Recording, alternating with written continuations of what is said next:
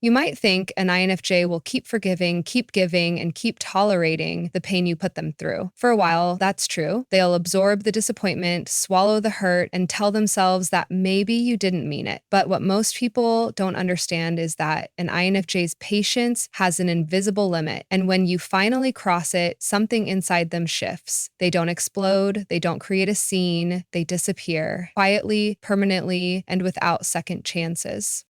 To you, it feels sudden, but to them, it's the result of every wound they silently carried until they realized they deserved better. Once an INFJ makes that decision, there's no turning back. Because the same depth that made them love so fiercely is the same depth that makes their silence final. They absorb the first hurt in silence. When someone hurts you as an INFJ, your first instinct isn't to fight back. You don't explode, you don't make a scene, and you don't lash out.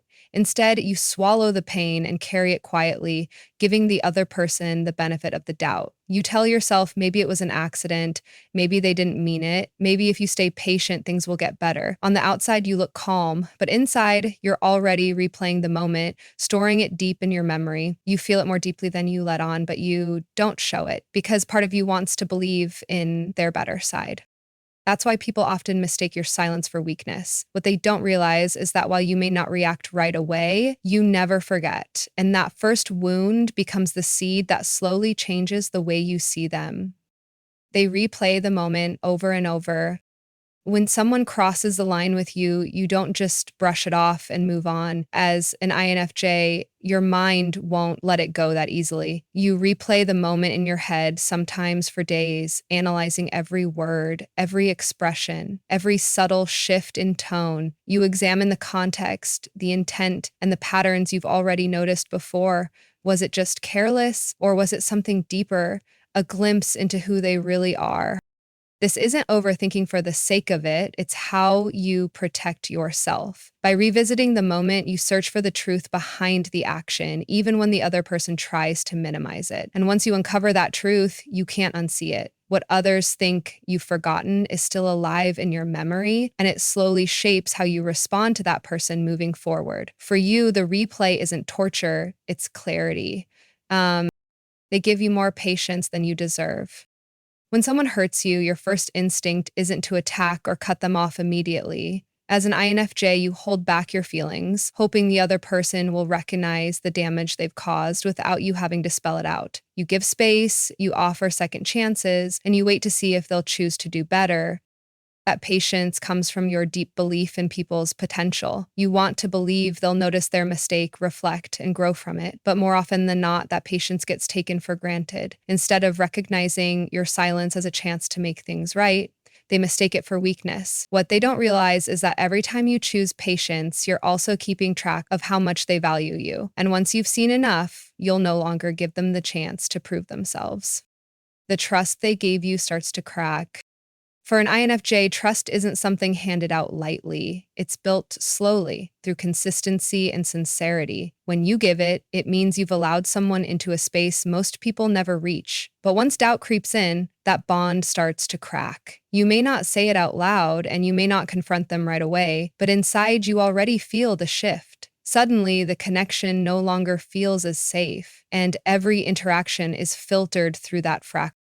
Where there used to be openness, there's now caution. Where there used to be ease, there's now quiet hesitation. You might still show up, still smile, still give pieces of yourself, but deep down, you're already pulling back. And for an INFJ, once that trust begins to break, it's almost impossible to restore. Their withdrawal begins quietly. When an INFJ starts to pull back, it rarely looks dramatic at first. There's no loud announcement, no obvious confrontation, just subtle shifts that most people miss until it's too late. You notice less warmth in their tone, less openness in their words, and less of the effortless closeness you once had. Conversations feel shorter, their eyes don't light up the same way, and the depth they once offered starts to fade. It's not that they've stopped caring overnight, it's that they're already protecting themselves. That quiet withdrawal is their way of creating distance without conflict, of pulling their energy back before the damage becomes unbearable. By the time you realize how different things feel, they've already been stepping away in silence for far longer than you thought. They decide without announcing it. When an INFJ reaches their breaking point, there are no warnings or ultimatums. They don't threaten to leave, and they don't play games by testing whether you'll chase after them. By the time you start noticing the distance, their decision has already been made in silence. They don't need to talk it through 100 times or justify why they're done. Their mind has been weighing the evidence quietly, replaying the hurt, and measuring whether the connection is worth saving. Once the scales tip, that's it. They don't broadcast it. They don't beg for you to change. They don't even argue. They simply decide. And when an INFJ decides, it's final. The absence of announcement is what makes it so powerful. You only realize the choice has been made when it's already too late to undo. Their disappearance is permanent. When an INFJ finally decides to walk away, it isn't a break, a pause, or a test to see if you'll run after them. It's final. By the time they reach that decision, they've already given more patience, more forgiveness, and more chances than most people ever would. They've carried the weight of disappointment quietly, hoping for change until they finally saw the truth. And when that truth clicks, there's no turning back. They don't leave space for negotiation because in their heart, the door is already closed. That's what makes their disappearance so shocking. One day they're there, giving you the depth and loyalty you took for granted, and the next, they're simply gone. No drama, no warning, no second guessing, just silence. And in that silence is the unspoken message: you had your chance and you lost it. They choose self-respect over second chances.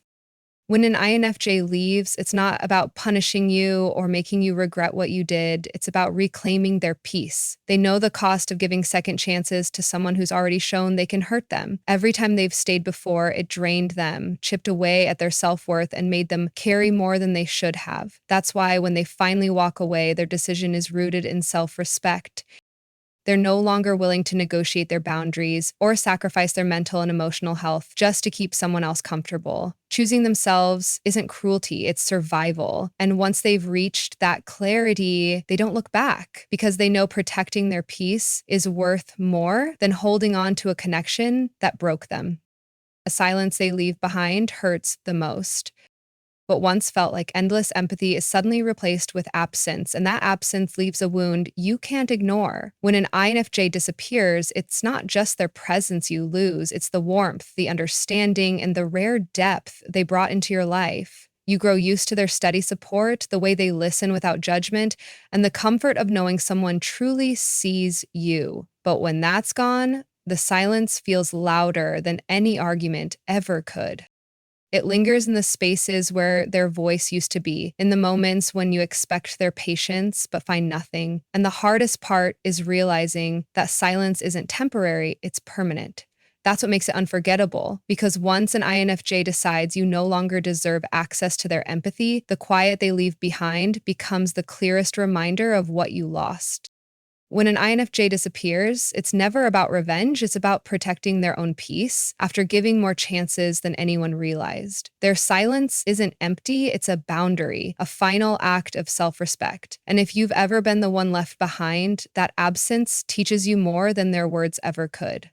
If this resonates with you, subscribe and come back for more, because here your depth isn't something to hide, it's something to understand and embrace. Let me ask you, do you think silence is the strongest message an INFJ can give, or is it simply the last one?